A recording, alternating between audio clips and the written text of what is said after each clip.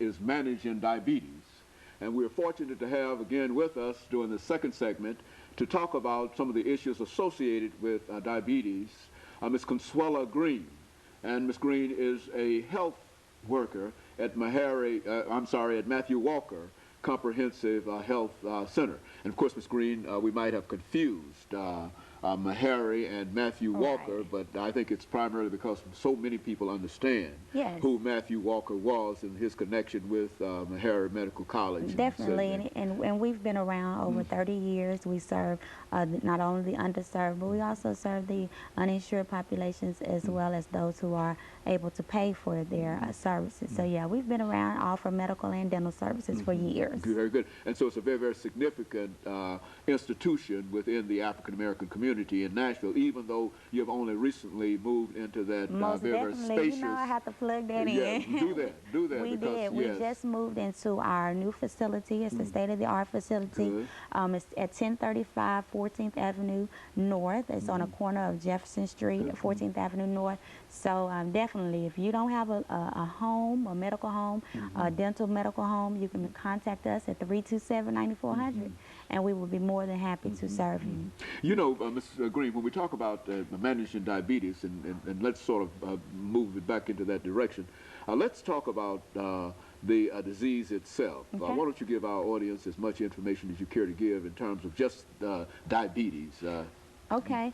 Well, one of the things that I mentioned before we went on the break was that diabetes is a disease that affects the entire body. It affects not only the pancreas, because that's where the inability to produce insulin comes in at, but also when you have high levels of blood sugar within your body, then it starts to affect other organs, such as your kidneys, your eyes, your circulation. And so you have a lot of limbs being amputated. You have a lot of an increased number of people going blind because of diabetes. Kidney dialysis. You have a lot of people who are on kidney dialysis. And the interesting thing about this disease is it doesn't just happen. It's not contracted overnight like HIV and AIDS. But this is something that has been going on for years within your body. It may have been lying dormant. You may have been experiencing symptoms, and I'm going to talk about that in just a minute. But that could have been going on for years and you not even know that you had this disease. And what happens is when we do go to the doctor, when we do go to the physician, it's when we have the complication. And so now you're experiencing a blurred vision, and now you're experiencing kidney failure, renal failure, or now you have a black toe, and now they're going to have to amputate it. And so we want to be a generation that just not responds or reacts to the complication, but we respond when our body tells us, because we know our bodies, and we know when our bodies are telling us that something is going on. And so immediately when we find that out, we want to make sure we do something about it. Now, as far as some of the symptoms, you know, let me back up. There are like two types, type 1 and type 2. Type 1 diabetes is mostly those individuals who do not make any insulin in their body. And so these individuals, their treatment will be, their doctor will give them insulin to help them.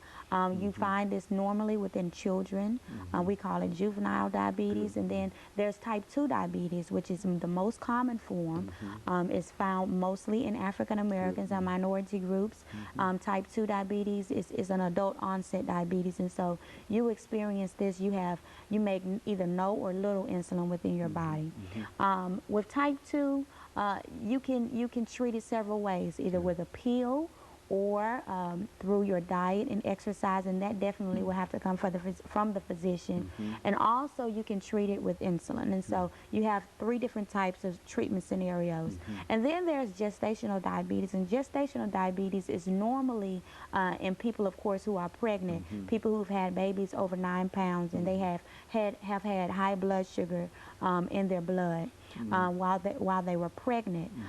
Normally when they are through delivering the baby, then the gestational diabetes has gone away. You don't see it anymore, but statistics have told us that later on in years, as they begin to grow and everything, maybe about 50% of these individuals will develop diabetes over time.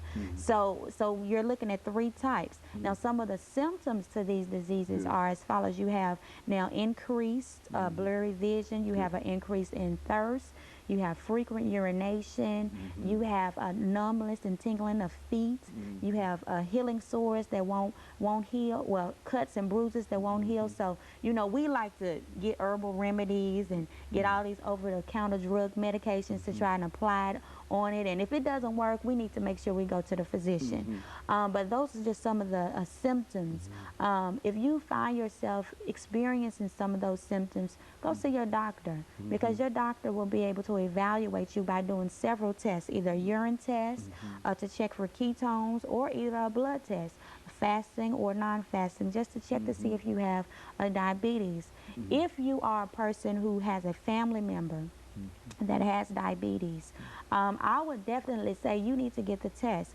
All the time the physicians do not just do the test, but sometimes, you know, you have to be the empowering person in position and say, you know what, doctor, I need you to check me for diabetes. And once you do that, and he checks you, then you can find out whether or not you are living with it, or because if you have a family member that is at risk or who has diabetes, then you are more likely to be at risk. And so your chances of developing diabetes over time has increased definitely. Would you say, Ms. Green, then that because this family member has this disease, that perhaps the eating habits or the non-exercise habits and etc. of that person who has the disease might also be one of your problems? Is that a suggestion? You know what? With diabetes, only about 20% of individuals develop diabetes through genetically. Good.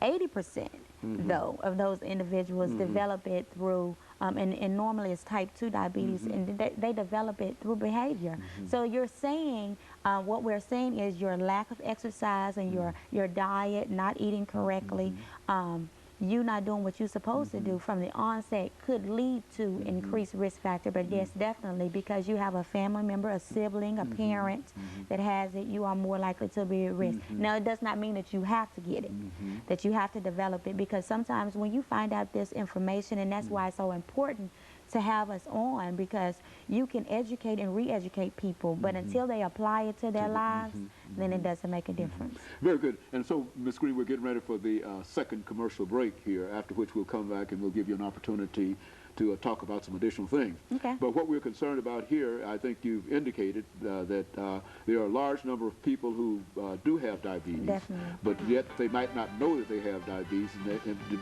and it can only make it worse for them rather than make it better. It's not going to get any better. It generally gets worse. Is that what we're saying? We are saying that over 18 million people have. And of course, we'll talk about that when we come back after the second commercial break. We're talking to Ms. Consuela